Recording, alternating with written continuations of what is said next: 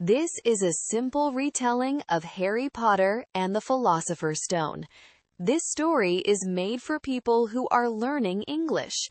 The language is easy and clear.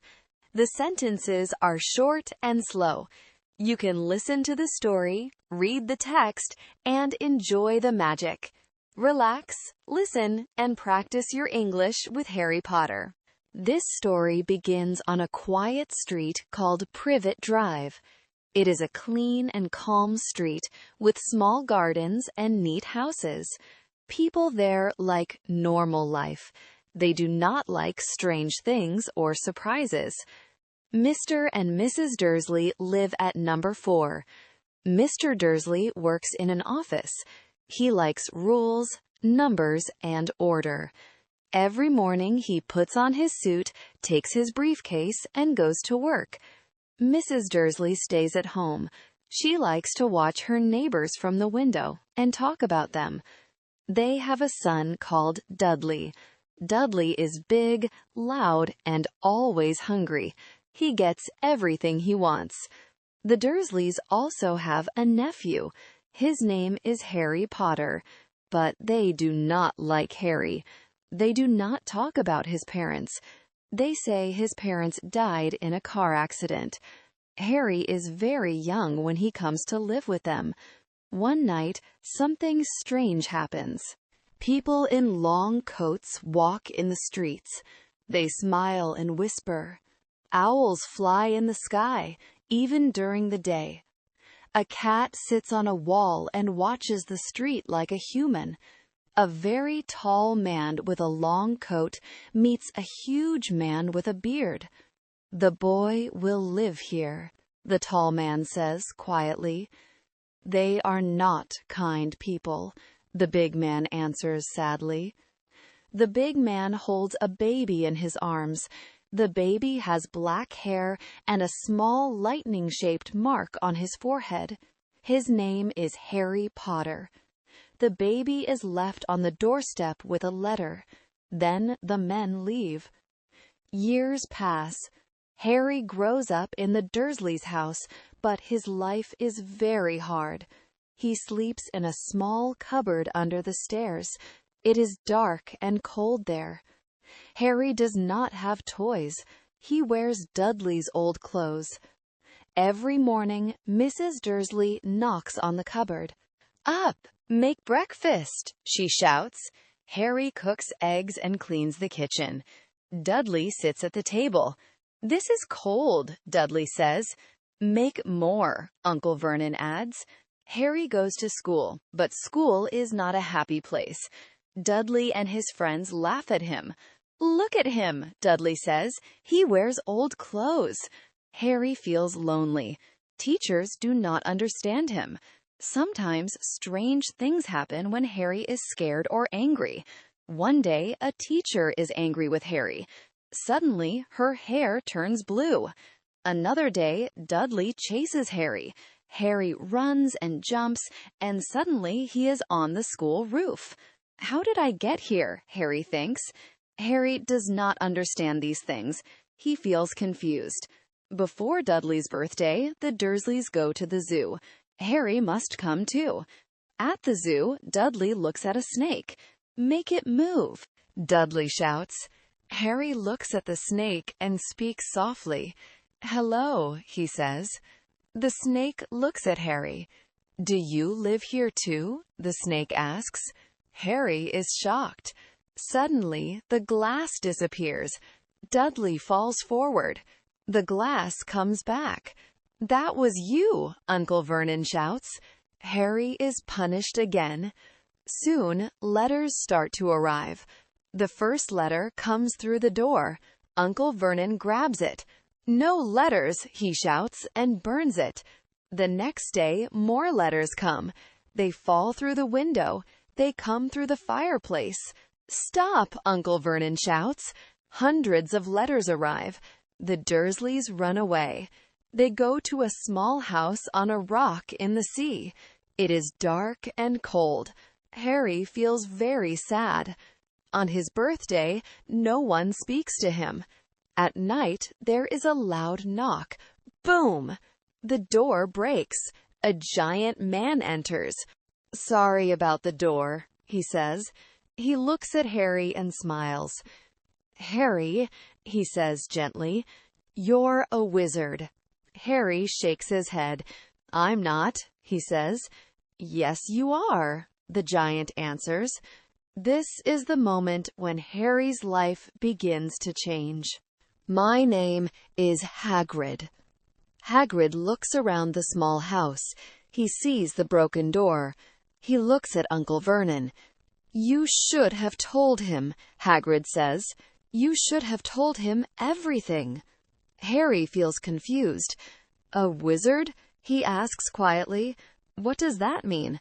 Hagrid smiles. "It means you can do magic," he says. "It means you belong in our world." Hagrid gives Harry a small box. "Happy birthday," he says. Harry opens it. Inside, there is a cake. The words are written badly, but Harry smiles. "No one ever gives me presents," Harry says softly. Hagrid looks angry.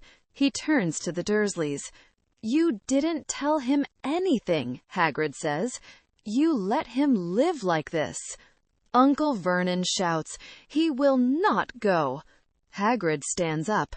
"He will," he says firmly. Harry looks at Hagrid. "My parents," Harry says. "They died in a car crash." Hagrid becomes quiet.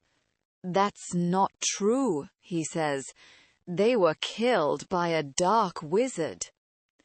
Harry listens. His heart beats fast. "But you lived," Hagrid continues. "That's why everyone knows your name." Harry touches his forehead. "That mark," Hagrid says, "that is where it happened." Harry feels many emotions. He feels angry. He feels sad. He feels confused. "They were good people," Hagrid says. "They loved you very much." The storm ends. The night becomes quiet. The next morning, Hagrid takes Harry away from the Dursleys. They leave the small house on the rock. They travel to London. Harry looks out of the window. Everything feels new. They stop in front of a small pub. "Welcome to the Leaky Cauldron," Hagrid says. Inside, people stop and stare. They whisper Harry's name. "Harry Potter," they say softly. People shake Harry's hand. They smile at him. Harry feels shy.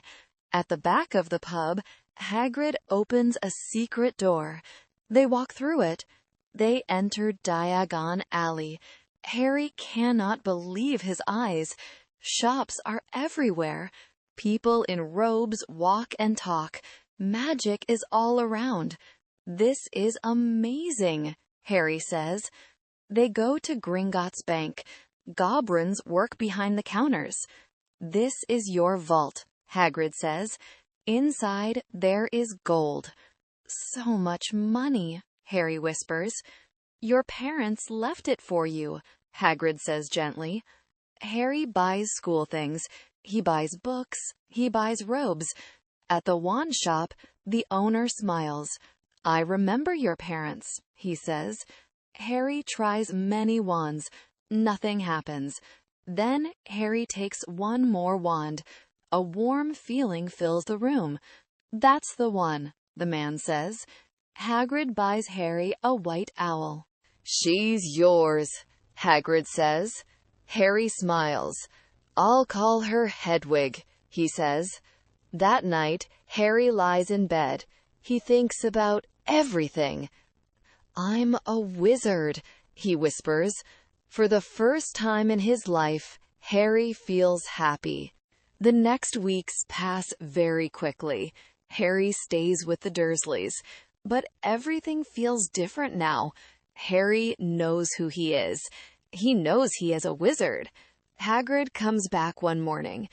"It is time," he says. "You are going to Hogwarts." They go to London together. They arrive at King's Cross Station. The station is very big. People walk fast. Trains arrive and leave. Harry looks around. I don't see the platform, he says. There is no platform 9 3/4. Hagrid smiles. Don't worry, he says. Just watch. A family with red hair walks past. They talk loudly. One boy asks, Mom, what is the platform number? Platform 9 3/4, the mother says. Harry listens carefully. That's it, he thinks. Hagrid explains everything. You must run straight at the wall, he says. Don't stop. Harry feels nervous. His heart beats fast. He takes his trolley. He runs toward the wall. He closes his eyes. Nothing hurts. Suddenly, he is through. Harry stops. He looks around. A red train stands on the platform. Steam fills the air. People in robes talk and laugh. I did it, Harry whispers. Hagrid smiles proudly. You belong here, he says. Harry says goodbye to Hagrid. The train whistle blows. Harry gets on the train. He finds an empty compartment. Soon, a red-haired boy comes in. Can I sit here? The boy asks. Yes, Harry says. My name is Ron, the boy says. Ron Weasley. I'm Harry, Harry answers. Ron looks surprised. The Harry Potter? He asks. Harry feels shy. Yes, he says. They talk about school. They talk about magic. Ron talks about his big family. A girl with bushy hair comes in. Has anyone seen a toad? She asks. No, Ron says. I'm Hermione Granger, the girl says, and you are doing magic wrong. Ron looks embarrassed. The train moves. The countryside passes by. Harry feels excited. He feels nervous. He feels happy. This is the start of his new life. The train slows down. It is getting dark outside. The train stops. Students get off. They carry bags and animals. A tall woman waits for them. She wears green robes. Her face is serious. First-year students, she says, follow me. Harry walks with the others. They go down a small path. Small boats wait near the lake. Each boat moves by itself. Harry sits in a boat with Ron. The water is dark and calm. Suddenly, Harry sees it. A huge castle stands on a hill. Lights shine from the windows. Harry cannot speak.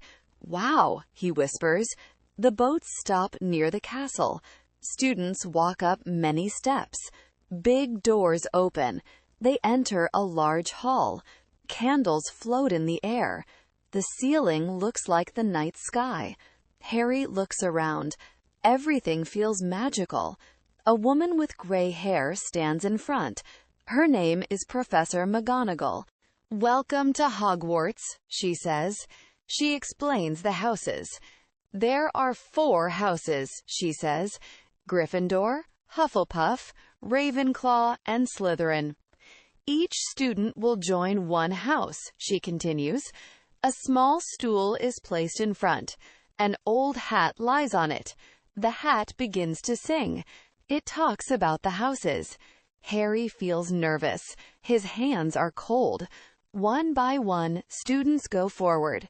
The hat touches their heads. The hat calls a house name. Hufflepuff, Ravenclaw, Slytherin. Harry's name is called Harry Potter. Harry walks slowly. He sits on the stool. The hat drops on his head. It covers his eyes. The hat thinks. You are brave. You are kind. You could do well in Slytherin. Harry feels scared.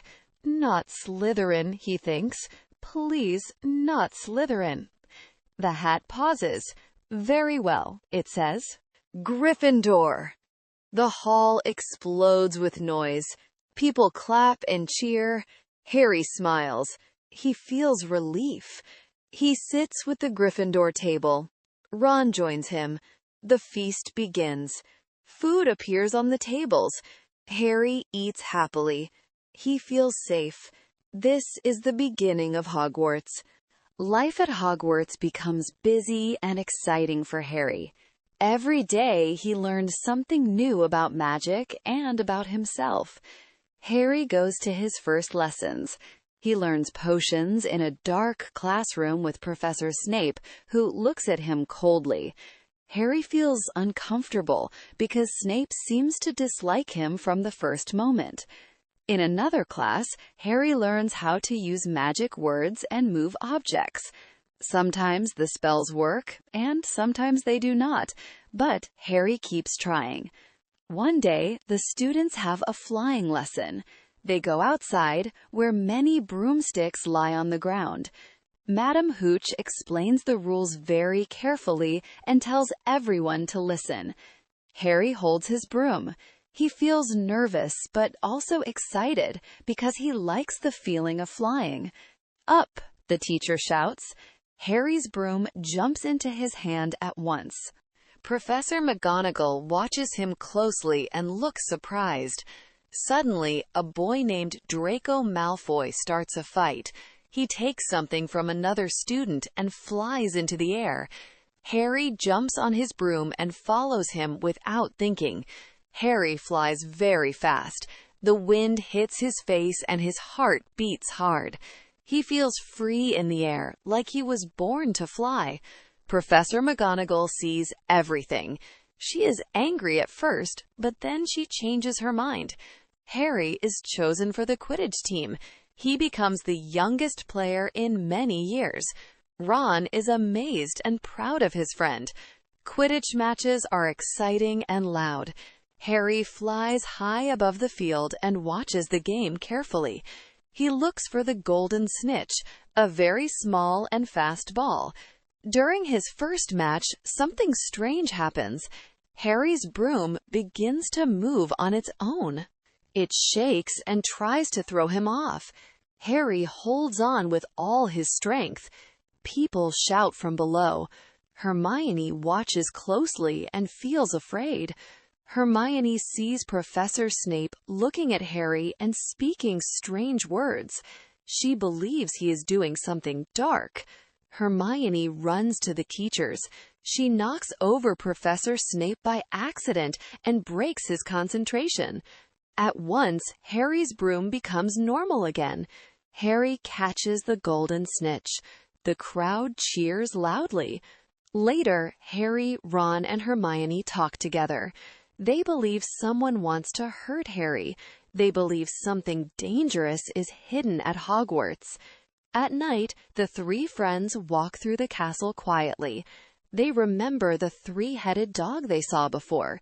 They understand the dog is guarding something. They do not know what it is, but they feel it is important.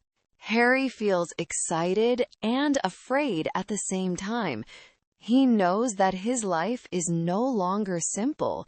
A mystery is growing inside the castle, and Harry knows he is already part of it. Winter comes to Hogwarts slowly.